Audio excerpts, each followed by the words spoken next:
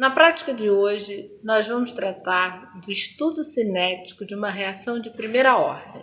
Então, nós vamos ter uma reação acontecendo entre uma substância bastante colorida, de cor roxa, que vocês conhecem como violeta genciana, mas é um sal, chamado de violeta cristal. A reação vai acontecer com hidróxido de sódio, numa determinada velocidade, e serão gerados produtos de reação, tudo em solução aquosa. Esse composto violeta cristal, na realidade, é um sal com ampla conjugação. É um sal de uma base fraca. Então, quando em contato com a solução de hidróxido de sódio, você desloca o equilíbrio no sentido de formação da base, que então compromete a conjugação. E essa solução vai perdendo a cor. Então, nós acompanharemos o descoramento conforme a cinética evolui, conforme a reação vai convertendo reagentes em produtos até chegar no seu equilíbrio. Nós partiremos de 5 ml de uma solução de violeta cristal 5 × 10 a menos 5 molar, que irão reagir com 5 ml de uma solução de hidróxido de sódio 5 × 10 a menos 2 molar, portanto, 1000 vezes mais concentrada. Essa substância, o violeta cristal, ele absorve, ele tem coloração roxa e tem um pico de absorção na região de 520 nanômetros. Então, nós vamos acompanhar a cinética da reação utilizando a lei de Lambert-Beer, que está aqui escrito no canto inferior esquerdo. A, que é a absorção, é igual ao coeficiente de absortividade molar, que é uma característica da substância, vezes D, o caminho óptico percorrido pela luz na solução, vezes a concentração da solução. Portanto, quanto maior a concentração da substância em solução, maior a sua absorbância. Só para lembrar, a absorbância é menos log da transmitância, que pode ser escrita como, em termos, a transmitância em termos percentuais, como quociente da intensidade da luz transmitida após passar pela amostra, dividido pela intensidade da luz incidente. Isso vezes 100. Mas será que realmente a absorbância é proporcional à concentração? Porque a gente sabe que para acompanhar a cinética, a gente precisa acompanhar a variação de uma propriedade diretamente proporcional à concentração. Então, o que nós faremos? Nós construiremos, nós prepararemos 5 soluções que estão aqui identificadas por 1, 2, 3, 4, 5, nessas 5 concentrações distintas. E vamos medir a absorbância. Com isso, vocês vão construir a curva de calibração, além de poderem verificar a linearidade entre a concentração e a propriedade de absorbância medida. Depois, está aqui o tratamento cinético. Essa é uma reação de pseudo primeira ordem, Por quê? Porque eu estou trabalhando com um reagente que tem uma concentração 1000 vezes maior do que o outro. Então, muito provavelmente, um dos reagentes não vai apresentar, quando a reação atingir o equilíbrio, variação significativa na sua concentração, mesmo que venha ainda consumido o reagente limitante em toda a sua quantidade presente na reação. Então, vamos lá. Aqui nós temos a lei de velocidade. A velocidade da reação vai ser o coeficiente de velocidade vezes a concentração do violeta cristal elevado a 1. Isso vai ser igual a menos a variação da concentração, porque é reagente, menos do violeta cristal, dividido pelo coeficiente estequiométrico dele na reação, dividido pela variação pelo intervalo de tempo em que essa concentração variou. Então, separando as variáveis e integrando, nós chegamos à equação integrada, mostrando como varia a concentração do reagente, no caso do violeta cristal, com o tempo. Agora aqui nós temos como nós acompanharemos isso, Então, a concentração do violeta cristal em qualquer instante, no instante T, será sempre proporcional à diferença entre as absorbâncias no tempo T, em que ela é medida, e a absorbância no tempo infinito, porque não é dito que quando a reação atingir o equilíbrio, os produtos de reação não absorvam. Então, nós temos que descontar da absorbância medida aquela resultante dos produtos de reação.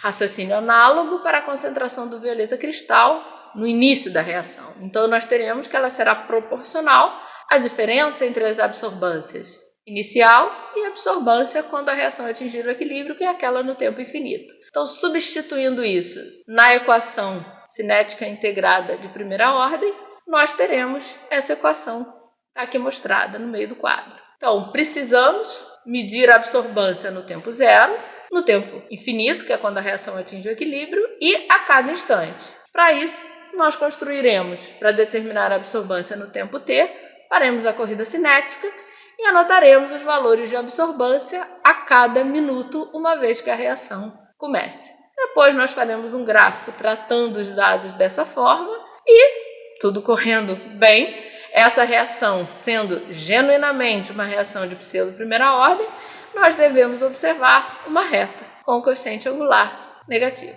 Então, vamos lá. Para construir a curva de calibração, nós preparamos então, como explicado anteriormente, essas 5 soluções. As soluções 1 e 2 não estão completas com volume no menisco, porque nós utilizamos parte do volume delas para preparar soluções mais diluídas, de maneira que a gente use sempre material volumétrico, pipetas volumétricas. Então, aqui vocês podem olhar também, nós já misturamos 5 ml de solução de hidróxido de sódio com 5 ml de solução de violeta cristal. Então, vocês podem perceber que esse sistema está praticamente incolor, se você olhar. Mas a gente depois vai fazer uma medida usando água como referência e vocês vão ver que a absorbância não é igual à da água, ela é um pouco maior. Então, esse vai ser o valor de absorbância do sistema quando ele atinge o equilíbrio, ou absorbância no tempo infinito. E aqui, agora, nós temos as cubetas, certo? E o espectrofotômetro, que nós vamos usar para medir a absorbância. Está lá, ele já foi ajustado o comprimento de onda, e agora nós vamos fazer a calibração da absorbância. Primeiro com água, depois nós vamos, pouco a pouco, medir sempre a absorbância da solução mais diluída para aquela mais concentrada, de modo que não haja necessidade da gente ficar lavando as cubetas. O espectrofotômetro, então, foi calibrado no comprimento de onda de 520 nanômetros com água destilada, certo? Aqui a cubeta com água destilada na direção, acho que vocês conseguem ver, do feixe, certo? Peguei aqui de cima para vocês olharem. Aqui a primeira solução mais diluída, aqui ela foi retirada. E agora nós vamos ler a sua absorbância.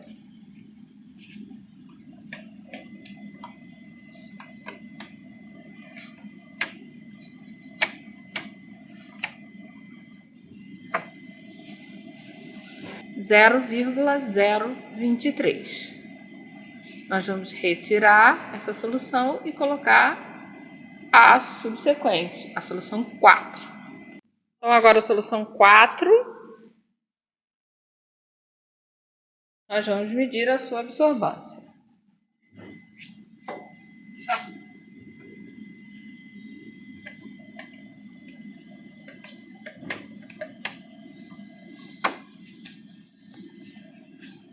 Zero vírgula 041.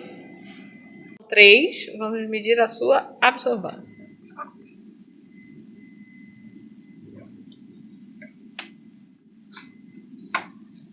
Zero vírgula 072. Solução 2. Calibramos o aparelho e agora vamos medir a sua absorbância. 0,125. Solução mais concentrada de todas. Calibramos o aparelho, o espectrofotômetro, e agora vamos medir a absorbância.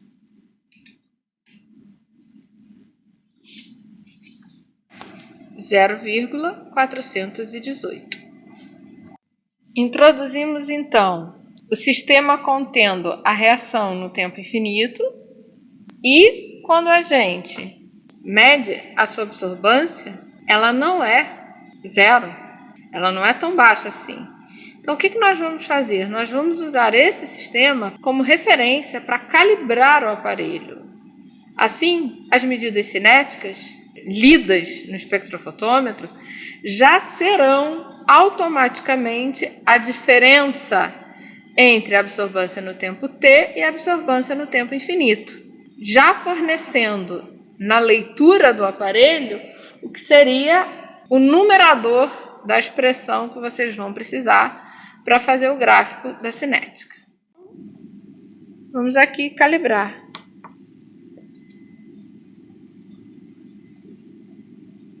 Então, isso agora tem esse sistema para o aparelho, tem uma absorbância nula. Essa é a minha referência. Agora, então, vamos dar início à reação. Então, no becher, nós temos a solução de hidróxido de sódio e no tubo de ensaio, a solução de violeta cristal. 1, 2, 3, já!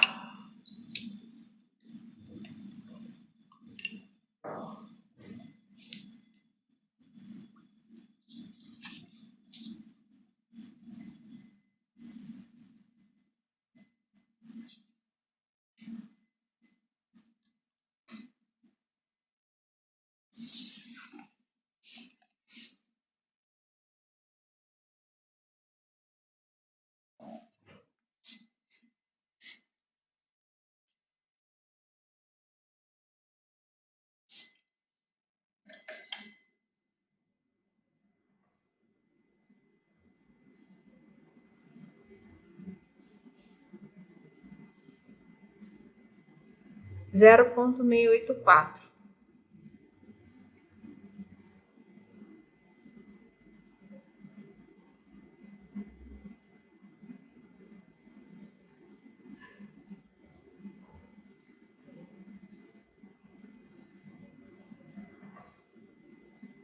Zero vírgula 480.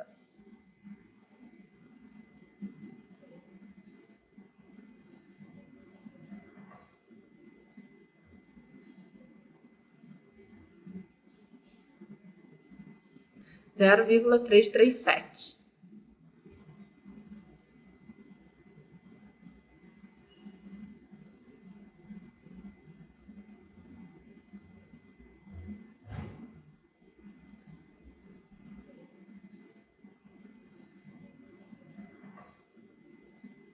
Zero vírgula 236.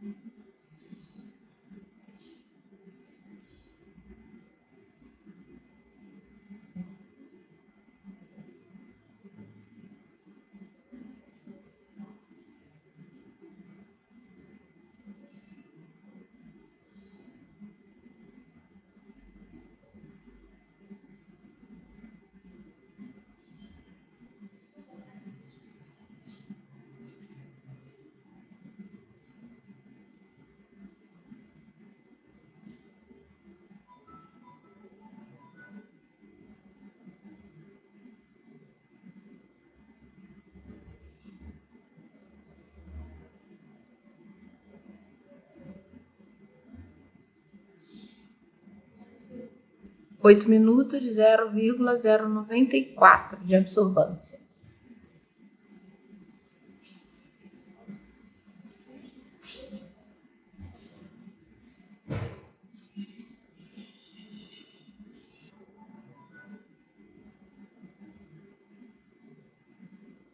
Nove minutos, 0,082 de absorbância.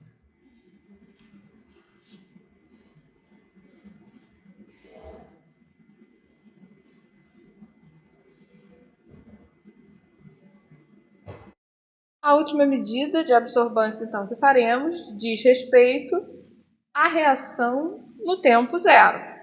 Então, nós misturamos 5 ml de violeta cristal, solução de partida, e os 5 ml de solução de hidróxido de sódio foram substituídos por 5 ml de água. Assim, nós temos o reagente na concentração de partida, sem, porém, reagir, porque o hidróxido de sódio, que é o segundo reagente, está ausente, mas ele está na mesma concentração. Então, vamos novamente utilizar a reação no tempo infinito para que a gente possa usar como referência, e o valor lido será automaticamente a diferença entre a absorvância no tempo zero e a absorvância no tempo infinito.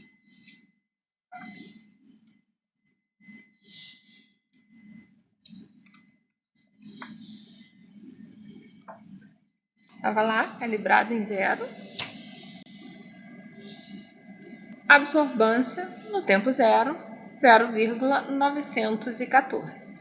Após realizada a prática, nós temos então que a absorvância no tempo infinito que nós medimos, utilizando água destilada como referência, foi de 0,035. Porém, nós realizamos todas as medidas cinéticas que vocês utilizarão lendo o visor do espectrofotômetro. O valor de absorvância, ele já compreende a diferença. Absorvância no tempo t menos absorvância no tempo infinito, porque calibramos o aparelho usando a reação no tempo infinito como zero, como referência. Então, vocês automaticamente já lerão esta diferença, o que já fornece o numerador da expressão que vocês precisam para fazer o gráfico.